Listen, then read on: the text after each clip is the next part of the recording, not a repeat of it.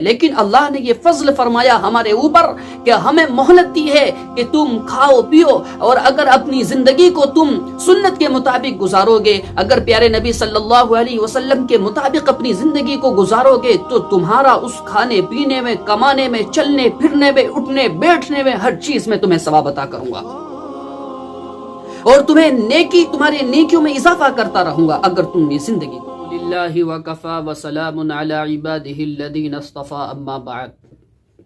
میرے بھائیوں اور بہنوں، نیا سال شروع ہو چکا ہے، 2025 آ چکا ہے اور 24 ختم ہو چکا ہے، تو اس موقع پر میں آپ حضرات سے کچھ باتیں عرض کرنا چاہتا ہوں۔ انسان کے پاس سب سے قیمتی چیز وہ وقت ہے جو اللہ تعالی نے ہم کو دیا ہے، وہ ٹائم ہے، وہ زندگی ہے۔ اگر انسان کے پاس زندگی ہے، ٹائم ہے، تو سب کچھ ہے، اور اگر ٹائم ختم ہو چکا ہے، زندگی ختم ہو چکی ہے، تو یہ سمجھ لیجئے کہ دنیا کی پوری دولت اور پوری دنیا کو دے کر کے بھی انسان ایک ساعت واپس نہیں لے سکتا۔ پتہ چلتا ہے کہ انسان کے پاس جو سب سے قیمتی شے ہے وہ انسان کا وقت ہے۔ اگر اس وقت کی ہم نے قدر نہ کی، اگر اس زندگی کی ہم نے قدر نہ کی، تو ہمیں سوائے پچھتانے کے اس کے علاوہ کچھ نہیں مل سکتا۔ ہر صبح جو طلوع ہوتی ہے وہ انسان کو پکار کر کہتی ہے کہ اے انسانوں جاگو، تمہیں کیا ہو رہا ہے؟ تم کیسے غفلت کی نیند سو رہے ہو؟ کیسے غفلت میں اپنی زندگی گزار رہے ہو؟ کیا تم دیکھتے نہیں کہ میں کل والی صبح نہیں ہوں، میں کل والا دن نہیں ہوں، میں آج ایک نیا دن ہوں۔ میری قدر کرو اور میرے اندر آپ اللہ کو راضی کرنے والے کام کرو۔ اگر میں ایک مرتبہ چلا گیا، آپ کے ہاتھ سے اگر میں نکل گیا، تو قیامت تک کبھی واپس میں لوٹ کر کے نہیں آؤں گا۔ آپ مجھے قیامت تک کبھی واپس نہیں لا سکتے، آپ کو میں کبھی نہیں ملوں گا۔ اسی طریقے سے جب رات آتی ہے تو وہ بھی یہی کہتی ہے، اے آدم کی اولاد، تمہیں کیا ہو گیا؟ تم کیسے غفلت میں پڑے ہوئے ہو؟ کیسے اپنے بستروں کے اندر سو رہے ہو؟ اٹھو اور اللہ کو یاد کرو۔ ایسا نہ ہو کہ میں تمہارے ہاتھ سے چلا جاؤں۔ رات کہتی ہے کہ میں اگر چلی گئی ایک مرتبہ تو قیامت تک پھر واپس آنے والی نہیں ہوں، اور فرماتے ہیں تم رات اور دن کی تیز رفتاری پر غور کیوں نہیں کرتے ہیں؟ انسان رات اور دن کی تیز رفتاری، جس طریقے سے دن گزرتا جا رہا ہے اور جس طریقے سے رات آ رہی ہے، پتہ بھی نہیں چلتا کہ ابھی صبح تھی پھر شام ہو گئی۔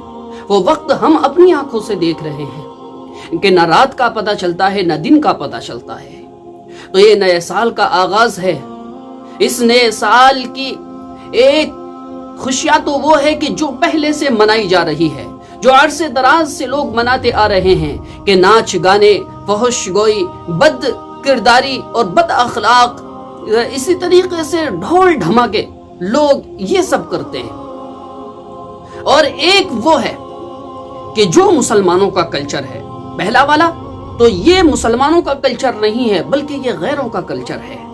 مسلمانوں کا کلچر یہ ہے، مسلمانوں کا کام اس کے اندر یہ ہے کہ مسلمان اللہ کے سامنے جھک جائے، اللہ سے کہے، اے میرے پاک پروردگار، آپ نے یہ سال ہمارا بہترین گزروا دیا، عافیت کے ساتھ گزروا دیا، اے اللہ ہم آپ سے امید کرتے ہیں کہ یہ آنے والا سال بھی ہمارا اچھا گزرے۔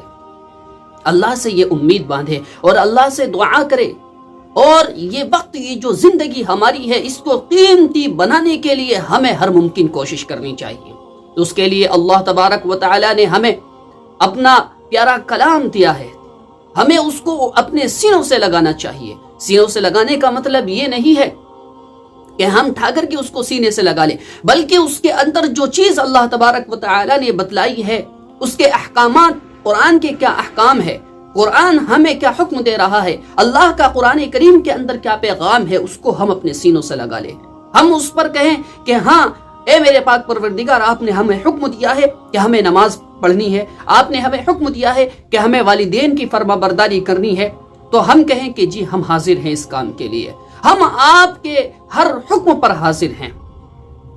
اور اللہ تبارک و تعالی نے اپنے پیارے حبیب صلی اللہ علیہ وسلم کا ہمیں امتی بنایا ہے۔ یہ اللہ کا بہت بڑا احسان ہے کہ آپ علیہ الصلاۃ والسلام کا ہمیں امتی بنا دیا ہے۔ تو ہمیں اپنے نبی کی زندگی کے مطابق گزارنا ہے۔ اگر اس طریقے سے ہم دنیا کے اندر زندگی گزار کر کے جائیں گے تو انشاءاللہ تعالی یہ جو وقت اللہ نے دیا ہے کل ہم اس پر فخر کریں گے۔ اور اگر ہم نے اس زندگی کے اندر اس کی فکر نہ کی، اس وقت کی فکر نہ کی، تو کل قیامت کے دن ہمیں سوائے افسوس اور ہاتھ ملنے کے علاوہ کچھ نہ ہوگا۔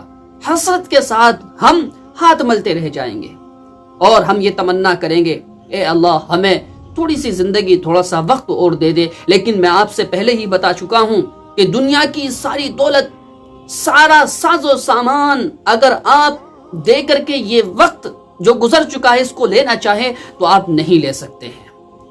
اور آج مسلمانوں کے اوپر جو مصیبتوں کے پہاڑ توڑے جا رہے ہیں، ہر جگہ مسلمان پریشان ہے، اس کی ایک وجہ یہی ہے کہ ہم نے اللہ کے نبی صلی اللہ علیہ وسلم کا حکم نہیں مانا، ہم نے اللہ تبارک و تعالیٰ کی بات کو نہیں مانا۔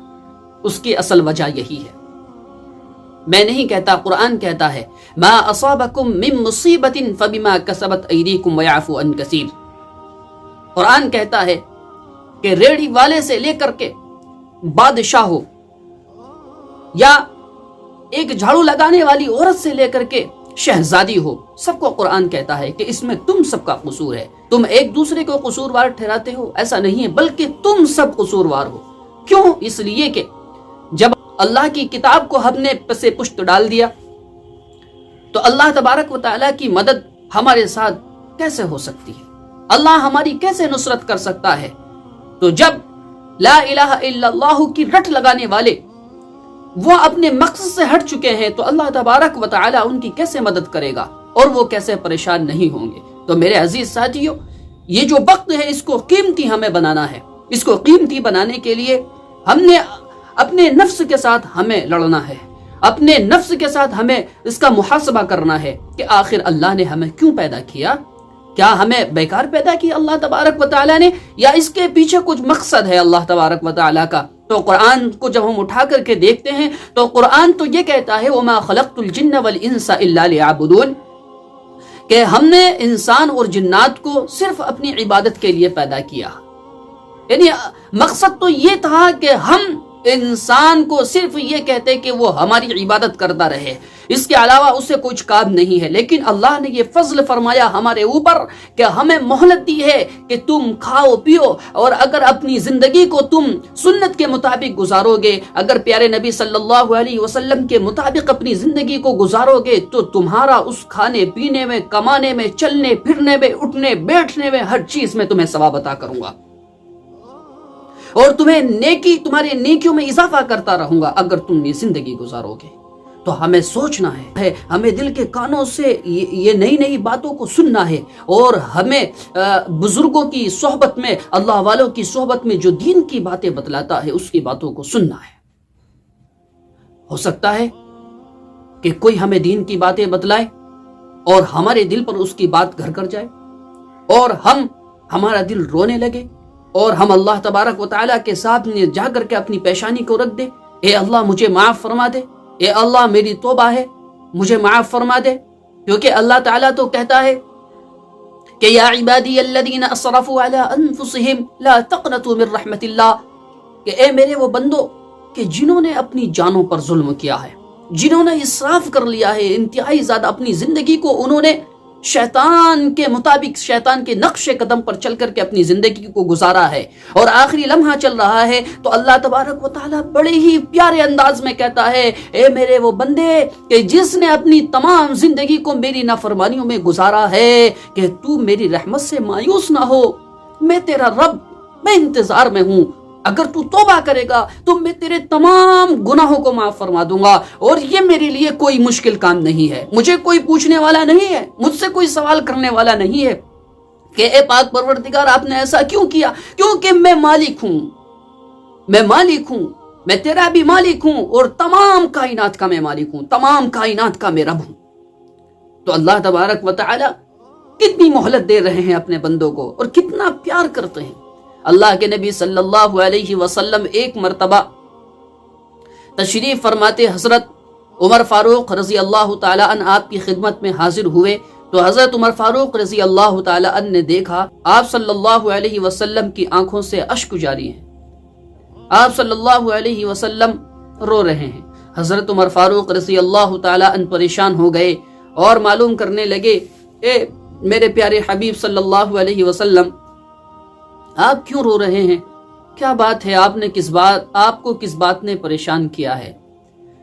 آپ صلی اللہ علیہ وسلم نے فرمایا کہ میرے پاس حضرت جبرائیل علیہ السلام آئے تھے اور وہ یہ کہہ کر کے گئے ہیں کہ اے اللہ کے نبی صلی اللہ علیہ وسلم، اگر کوئی بندہ لا الہ الا اللہ کہتا ہے اور لا الہ الا اللہ کہتے کہتے اس کے اوپر بڑھاپا آ چکا ہے، اس کے بال سفید ہو چکے ہیں، تو اللہ یہ فرما رہا ہے کہ اے میرے حبیب، مجھے اس بندے کو عذاب دیتے شرم آتی ہے، میں حیا محسوس کرتا ہوں، میں حیا کرتا ہوں ایسے بندے کو کہ اس کو عذاب میں مبتلا کیا جائے۔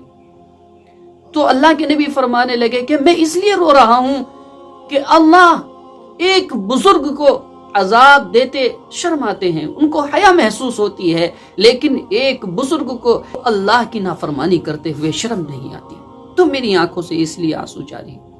واقعتاً آج یہی بات ہے، ہماری زندگی کس طریقے سے گزر رہی ہے ہمیں پتہ نہیں، بس جیسے چاہے ہمیں کہیں سے کھانے کو مل جائے، کہیں سے رزق مل جائے، ہم یہ سوچتے ہیں کہ ہمیں پیسہ اگر مل جائے گا تو ہماری لائف خوبصورت بن جائے گی، ایسا نہیں ہے۔ نہ جانے آپ دیکھیں گے کہ پیسوں والے لوگوں کو نیند بھی نہیں آتی، ان کو گولی لینی پڑتی ہے سونے کے لیے، لیکن آپ دیکھیں گے کہ ایک رکشہ چلانے والا آدمی، ریڑھی لگانے والا آدمی جہاں لیٹ جاتا ہے وہیں اس کو نیند آ جاتی ہے۔ تو میرے عزیزو، سکون اس میں نہیں ہے کہ ہمارے پاس پیسہ ہو، سکون اس میں ہے کہ ہمارے پاس اللہ تبارک و تعالی نے جو ایمان دیا ہے ہم اس پر قائم رہے اور ایمان کے مطابق اپنی زندگی گزارے۔ جو بندہ مومن ہوتا ہے تو بڑے بڑے حوادثات اگر اس کے اوپر آتے ہیں تو وہ ان تمام کو جھیل لیتا ہے اور اس کو پتہ بھی نہیں چلتا۔ کیوں؟ اس لیے کہ اس کے دل میں یہ بات ہوتی ہے اس وقت کہ اگر میں نے ان پریشانیوں اور مصیبتوں کو جھیل لیا تو اللہ تبارک و تعالی جب میں اس دنیا سے چلا جاؤں گا، اور یہ کوئی بعید بات نہیں ہے دنیا سے جانا، قرآن کہتا ہے ما امر الساعہ الا کلمح البصر او هو اقرب، کہ قیامت یعنی ہر انسان کی موت جو ہے وہ زیادہ دور نہیں ہے۔ ہم جس کو دور سمجھتے ہیں یہ تو بہت قریب ہے، یہ تو بہت ہی زیادہ قریب ہے، لیکن ہم اس کو بعید سمجھتے ہیں۔ جب انسان مر جاتا ہے، یہ دن و رات کی ایر پھیر نے نہ جانے کتنے انسانوں کو زمین کے نیچے پہنچا دیا، اور نہ جانے کتنے انسانوں کو ان زمین میں پہنچے ہوئے انسانوں کی ہڈیوں کا سرما بنا ڈالا ہے۔ تو میرے عزیز ساتھیوں، ایک دن وہ تھا کہ اس سرزمین پر نہ جانے کتنے بڑے بڑے لوگ موجود تھے کہ جن کی صحت بھی اچھی تھی، کہ جن کا قد بھی بڑا تھا، لیکن آج وہ آپ کو نظر نہیں آتے، آج وہ آپ کو بالکل بھی نہیں دیکھتے، آج ان کا کوئی نام لینے والا نہیں ہے۔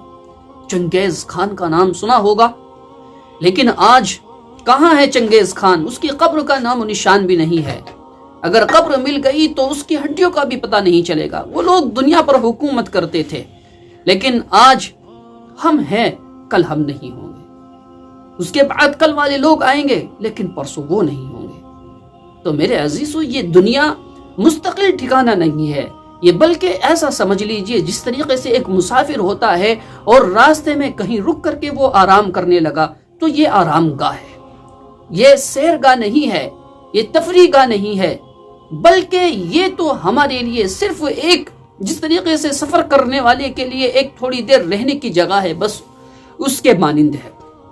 اگر ہم چاہے تو اس زندگی کو خوبصورت بنا سکتے ہیں، اس وقت کی قدر کر کے جو وقت ہمارے پاس ہے اور جو اللہ تبارک و تعالی نے ایک نیا سال کے اندر ہمیں داخل کر دیا، اس کو ہم قیمتی بنا سکتے ہیں۔ تو وہ صرف اس کو قیمتی بنانے کے لیے جو ذریعہ ہمارے پاس ہے وہ قرآن ہے اور اللہ کے نبی صلی اللہ علیہ وسلم کی پیاری زندگی ہے، اور وہ ملے گی کہاں سے؟ وہ ہمیں علم والوں سے ملے گی، یعنی جو قرآن کو ماننے والے ہیں، قرآن کو پڑھنے والے ہیں، اس پر عمل کرنے والے ہیں، تو اسی کے پاس ملے گی۔ کیونکہ اگر آپ کو کوئی بھی سامان چاہیے یا آپ کو کوئی چیز سدھروانی ہو، آپ کو یا کوئی چیز سیکھنی ہو، تو آپ اس چیز کے ماہر کے پاس جانا چاہتے ہیں۔ مثلاً آپ کو سونا چاہیے یا سونے پر ٹاکا لگوانا ہے، تو آپ ایسے شخص کو تلاش کریں گے کہ جو اس کو جانتا ہو، یا اگر آپ کو فون سدھروانا ہو تو آپ ایسے شخص کو تلاش کریں گے کہ جو فون کا ماہر ہو، جو فون کو اچھی طریقے سے، موبائل کو اچھی طریقے سے صحیح کرنا جانتا ہو۔ تو اسی طریقے سے ہمیں یہاں پر بھی ایسے لوگوں کو تلاش کرنا پڑے گا کہ جو دین کے اندر ماہر ہے اور جو انسان کا قلب بنانے کے اندر ماہر ہے، جو اصلاح کرنے میں ماہر ہو۔ یوں نہیں کہ ہم یوں ہی چلتے پھرتے سے ہم سوال کر لے اور ہم کہنے لگے بھائی ہمیں دین سکھلا دو، تو دین ایسا کیسے آ سکتا ہے؟ جب دنیاوی کام، کوئی بھی کام ہو، کوئی ڈاکٹر ہو، جب کوئی آدمی بیمار ہوتا ہے تو بہترین ڈاکٹر کو تلاش کرتا ہے اور وہ پیسوں کی بھی پرواہ نہیں کرتا۔ تو ایک دین جو انسان کے لیے اس کی زندگی کے بعد جو سب سے بہترین چیز اگر انسان کے پاس ہے تو وہ ایمان ہے۔ تو اس ایمان کو بنانے کے لیے بھی ہمیں قیمتی لوگوں کو تلاش کرنا پڑے گا، ہمیں ایماندار لوگوں کو تلاش کرنا پڑے گا۔ اگر ہم نے یہ کیا تو انشاءاللہ تعالی ہماری دنیا بھی بن جائے گی، دنیا کے اندر بھی ہم چین سکون سے زندگی گزاریں گے اور آخرت کے اندر بھی ہم خوش رہیں گے۔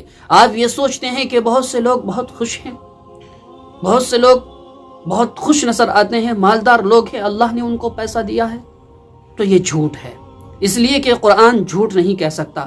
قرآن نے فرمایا ہے کہ یا ایھا الانسان انک کادح الی ربک کدحا فملاقیہ، اے انسان تو اپنے رب کے پاس تک جانے تک، یعنی جب تک تو اپنے رب کے پاس جائے گا کہ وہاں تک پہنچنے تک تو انتہائی زیادہ مشکل اور پریشانی کا تجھ کو سامنا کرنا پڑے گا اور تو مصیبتیں جھیلتا ہے۔ یہ ہر انسان کے بارے میں کہا گیا ہے، یہ نہیں کہ کوئی خاص انسان ہے، کوئی عالم ہو یا کوئی جاہل ہو یا کوئی بادشاہ ہو، بلکہ کہا گیا ہے کہ انسان اپنی زندگی کے اندر انتہائی زیادہ محنت اور مشقت سے یہ زندگی بسر کرتا ہے اور پھر وہ اپنے رب سے ملاقات کرتا ہے۔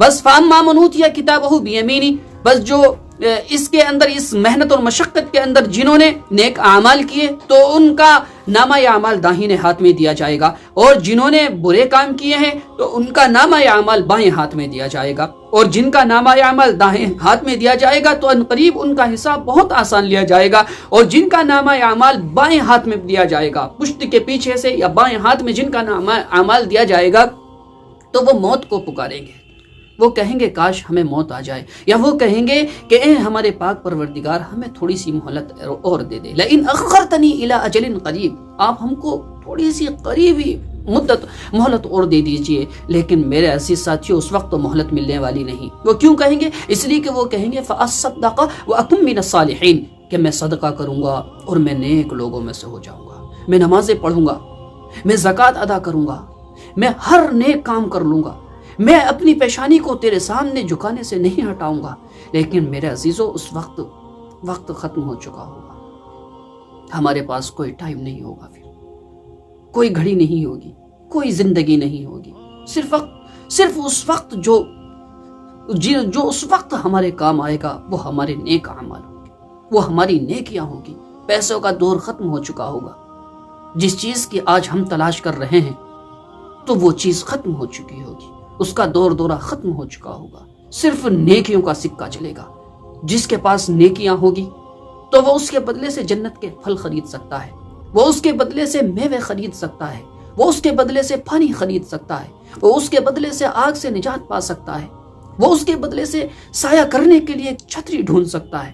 کل قیامت کے دن جب ننگے ہوں گے تو کپڑے جو پہنائے جائیں گے نیک لوگوں کو پہنائے جائیں گے، لیکن جو لوگ جن کا نامہ اعمال بائیں ہاتھ میں دیا جائے گا، میرے عزیزو، وہ کہیں گے، کافر لوگ کہیں گے وَيَقُولُ الْكَافِرُ يَا لَيْتَنِي كُنْتُ تُرَابًا وَيَقُولُ الْكَافِرُ يَا لَيْتَنِي كُنْتُ تُرَابًا، کہ کاش میں مٹی ہو جاتا۔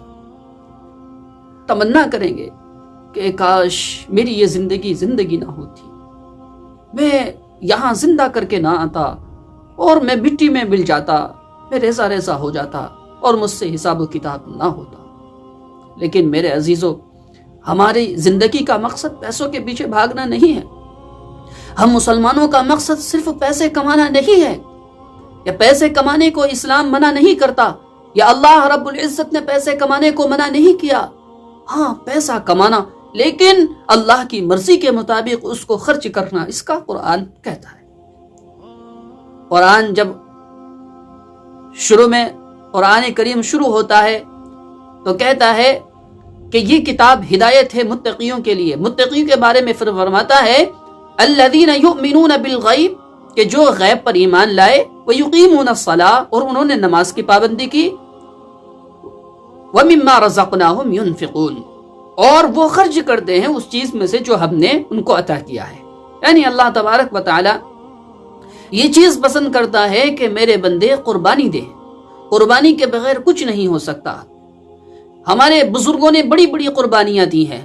حضرت ابراہیم علیہ السلام نے تو اپنے بیٹے تلک کو قربان کرنے کے لیے پیش کر دیا. اے اللہ، آپ یہ نہ سوچے کہ میں دنیا میرے دل کے اندر گھر چکی ہے، یہ بیٹا آپ کے نام پر قربان ہے. لٹا دیا بیٹے کو، گردن پر چھری رکھ دی.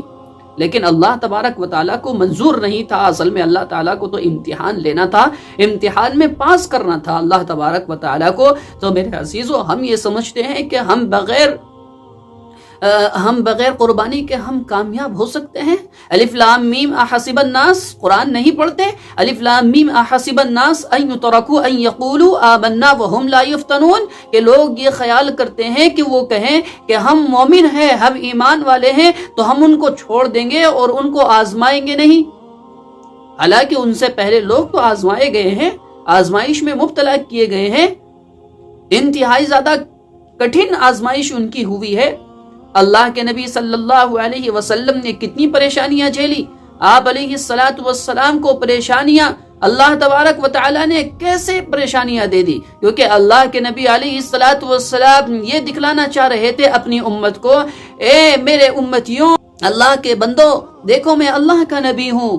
اللہ کے نبی نے پریشانیاں جھیلی ہے، پیٹ پر پتھر باندھے ہیں، تو تم یہ اس چکر میں مت رہو کہ بہترین لباس تمہیں عطا کیا جائے اور بہترین تم شان و شوقت سے دنیا کے اندر زندگی گزارو اور آخرت میں پھر جہنم میں داخل کر دیے جاؤ. بلکہ زندگی اگر اچھی بھی ہو تم میری جیسی گزارو. پیٹ پر پتھر باندھنے پڑے تو باندھو، لیکن اللہ کو ناراض کر کے زندگی مت گزارو. زکوٰۃ اگر اللہ تبارک و تعالی نے فرض کی ہے، اگر ہو چکی ہے ہمارے اوپر زکوٰۃ فرض، نماز فرض ہے تو اس کو ادا کرو، روزے فرض ہیں تو اس کو ادا کرو. یہ قربانیاں ہیں، یہ قربانیاں ہیں. اس امت کے لیے بڑے فوائد اللہ تبارک و تعالی نے رکھے ہیں. ایک سبحان اللہ کہنے کا ثواب زمین و آسمان کے اندر جو خالی جگہ ہے، جو خلا ہے، اس کو پر کر دیتا ہے. اس کا ثواب، اتنا ثواب اللہ تعالیٰ عطا کرتے ہیں. میرے عزیز، و سوچنے والی بات ہے، غور و فکر کرنے والی بات ہے.